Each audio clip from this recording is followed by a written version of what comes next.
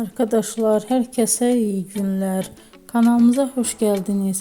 Bugün sizler için çok sevdiğimiz oyuncularımız Elçin Sangu ve Barış Arduç'dan güzel sempatik videolar hazırladık.